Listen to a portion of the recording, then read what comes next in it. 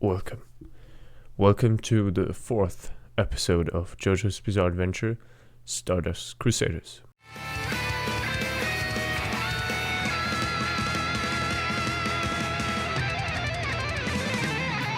In the last episode, we learned that Holly has a stand too now. And that is because of her relationship with the Joestar family, her being a part of it, and her also having the JoJo mark, the Joestar mark on her neck. The stand is not fully manifested yet, but it is in the process of manifesting in her body.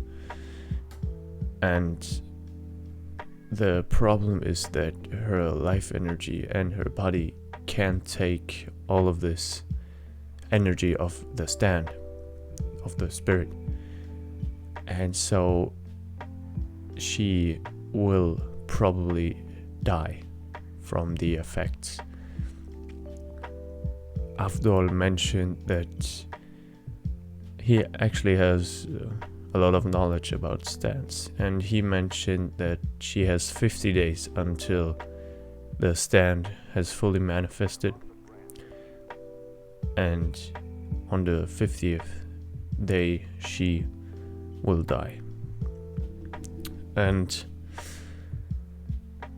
as I said in the last reaction, I hoped for another way to rescue, to save her, but apparently the group agreed that there's only one way, and that is to confront Dio directly and eliminate him. And in order to do that, to accomplish that, they first have to find him, and we learned that he is located in Egypt at this very moment. And so now, at the very end of the episode, they were getting ready to embark on a plane to Egypt.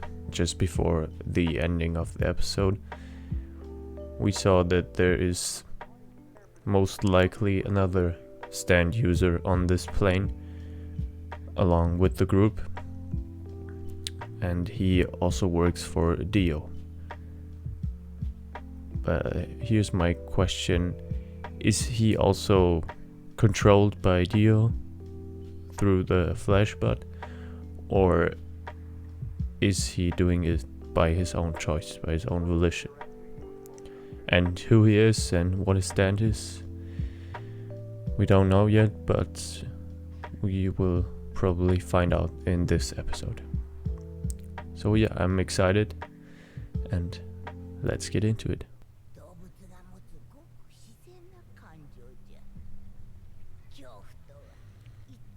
An old soothsayer.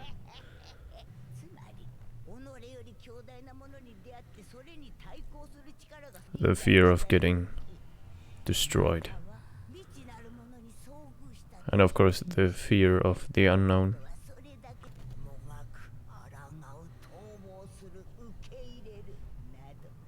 A new one feels joy. He's probably pretty powerful, the other stand user on the plane with them. Yeah, we saw a beetle of some sort last episode. So maybe he's somehow connected to insects. The stand. Rhino beetle. Oh.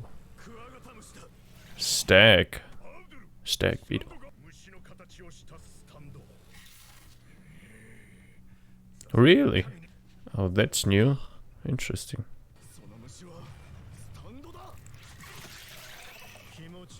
What the hell? Yeah, that's really kind of disgusting. But has it become larger somehow? Or is it just a perspective thing? It's definitely quick. very quick and agile. Yes, it's true.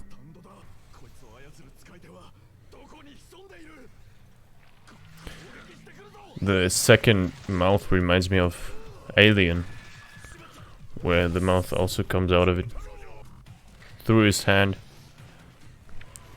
It's quick and powerful, similar to Star Platinum. Oh, that's the name of the stand, Tower of Grey.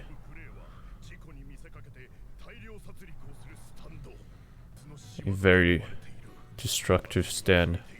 That makes it more likely that the stand user joined Dio on his own volition and is not controlled by him. Okay, the voice is kind of not intimidating.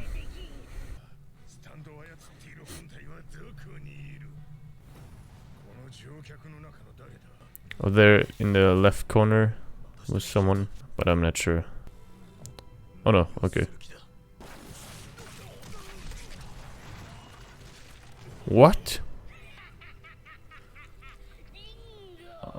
I didn't expect this at all.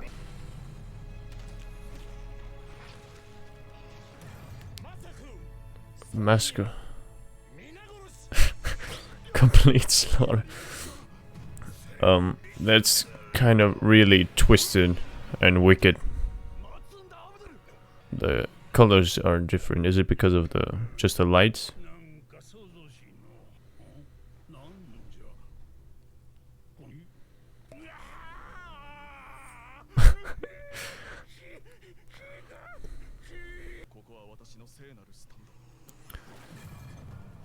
For more of a, yeah, discreet. This is Noriaki's fight. Is it faster than Star Platinum? I would guess so. I like how the colors always change according to the situation they're in. Not a single one can hit the stag beetle. That is very impressive. Ooh. This is a very bloody episode, I have to admit. It's still not his true form. I mean the stand. The beetle form is just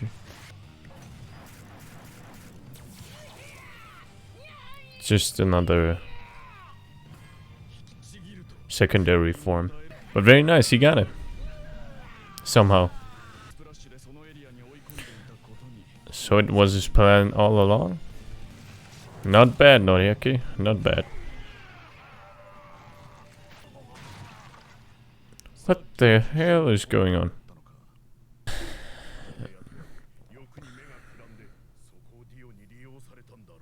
It raises the question again for me, because I still don't know. Are stands independent from stand users? The pilot?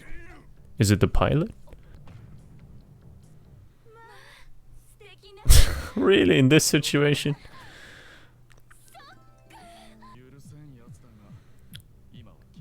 He's more of a gentleman than Jotaro. So it's not one of the pilots. So who is it? He's back.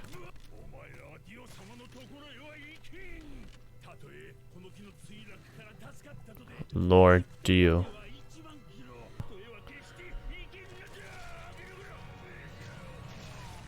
Now I'm really confused. Was it the user or not?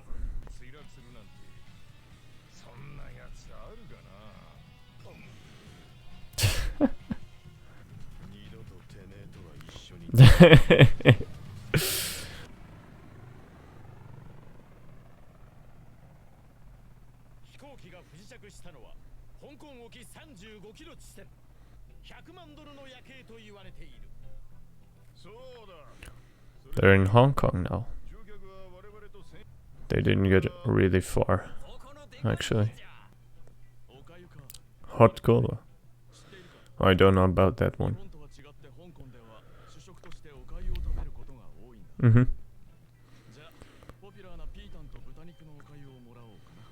Century egg.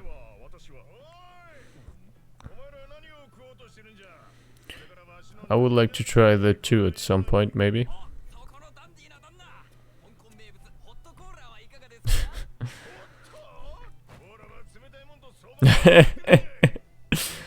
I was thinking the same thing.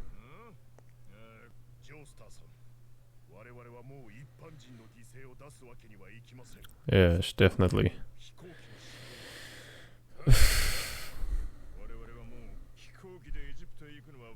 Yes, definitely.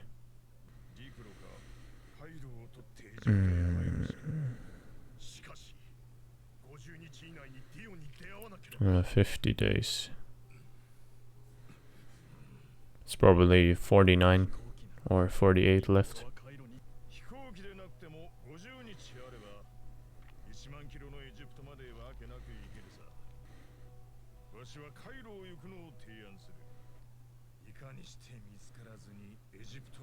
Oh, who is waiting in the shadows? Well, not really in the shadows, but you know, in the background.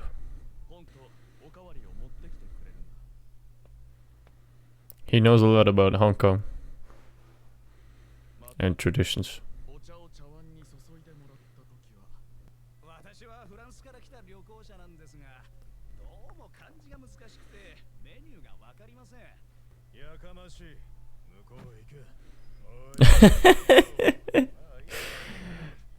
Jotaro just always annoyed by everyone.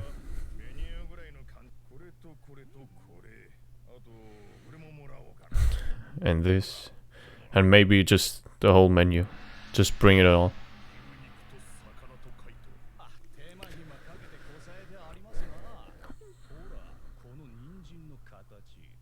Oh. Uh-oh. He knows. Of course he knows.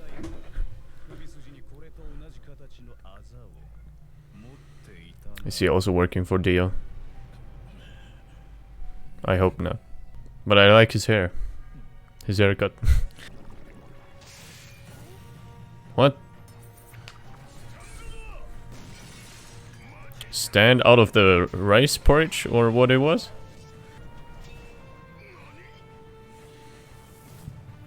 He caught the flames with his... What is it? Fencing sword? He looks like a knight. Chariot. Silver chariot.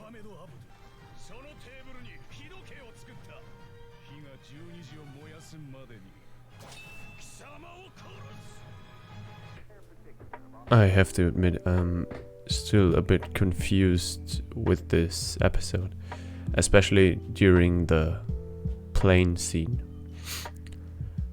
And that is because of the enemy, the hostile stand, which is called Tower of Grey. But I'm still not sure if it is really eliminated or dead or whatever you want to call it, or if it's still out there somewhere and we just borrowed some time. So apparently Hierophant Green, the stand of Noriaki, killed the Tower of Grey stand, and consequently killed also the apparent user, which was the old man with them in the plane. And as I remember, he woke up after all of the passengers, or part of the passengers, were killed. And actually this surprised me as well, because I mean, there is some blood to be seen in JoJo's Bizarre Adventure, but not in this way so far, or not that I can remember. The Tower of Grey just killed all of these passengers through the neck and out of the mouth with its I said in the reaction, it reminds me of the mouth of the alien from the Alien movies, and maybe it's based on that, I don't know. And it killed the passengers with its mouth, and I was a bit shocked actually. And then it used the blood to write the word massacre on the wall. And that was a bit, as I said, twisted. But apparently it fits the stand, which in the past has caused some calamities and destroyed a lot of planes and trains and vehicles with that carry a lot of passengers. And then it seemed again like there was something JoJo's group said that reminded me that stands could be independent from their users. So it could be, or I'm just misunderstanding, but my hypothesis is that stands are independent, separate entities, and when a future user is ready and has developed some kind of power or energy, it is possible for the stand to enter their body and become one with the user, and that is how they are manifesting in the world. Before, they are just pure energy, maybe. But maybe that's a bit too far reached. I'm not sure. But it seemed to me again that stands could exist independently without users. It just reminded me of that notion I had. But as I always have to say, nothing is certain for now, and we will find out about that more in future episodes. This episode was also, aside from all of the blood and killing, it was a bit more comedic and funny to me than the first 3 episodes, which also were funny, of course, because it's JoJo's Bizarre Adventure. It's also a lot on the comedic side, but this episode really made me giggle and laugh a few times more. At the end of this episode, we met a new character, and he's also apparently working for Dio. At least he was getting ready to fight the group, and he actually knew all of the names, I believe, of them. I think he has a lot of intel about JoJo's group, Jotaro's group, and don't think we know his name yet, the stand user, but we know the name of his stand, and it's called Silver Chariot. And of course the name fits the theme of this stand, as he looks like a medieval knight.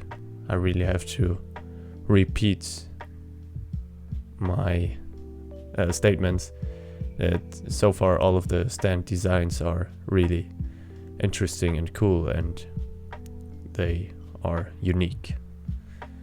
Silver Chariot has a kind of fencing sword, and that is probably his main weapon or only weapon. He was able with this fencing sword to deflect the burning fire of Avdol's stand, Magician's Red, with, well, it looked like it was with ease, as if he didn't even have to, you know, exhaust himself while doing it. He also seems to be very, the fencing sword is a very accurate and small and precise weapon. He's also probably a accurate and precise stand user. But it's a bit surprising to me that he is taking on all of them. Well, for now he's taking on Avdol, but of course the other ones are not just gonna stand around and just twiddle their thumbs. They are gonna join the fight and help Avdol. Also, I just remembered the stand user. His haircut. I really like his haircut. His kind of cylinder form, and also the gray color. Yeah, just a very nice touch. Also, I wanted to mention that the short fight between Hierophant Green and Tower of Grey was very nice, as Noriaki was the only one who was able to fight Tower of Grey because of his, as he said, his discreetness. I think that's the right word, discreetness, so that during the fight he wouldn't injure any passengers or harm the plane itself, because that would have not been possible with Star Platinum, as he is a very direct and destructive stand. Noriaki did a very good job in outsmarting Tower of Grey, as he was using his Emerald Splash to seemingly attack Tower of Grey. He was just using it as a kind of decoy, as a distraction, so he could plant his, what do you call them, strings underneath the seats, and then at the perfect moment he could strike and attack Tower of Grey, and that's how he won the fight. And from that you can see that Noriaki is a very intelligent fighter, and he has to be, because of the nature of his stand. It's not a direct confrontational stand as is Star Platinum, but more of a hiding in the shadows and fighting from the distance and using his environment to outsmart his enemies. So kudos to Noriaki for actually winning this fight fairly easily. That's it for the review of this episode. I will hope to see you in the next episode. Take care and bye.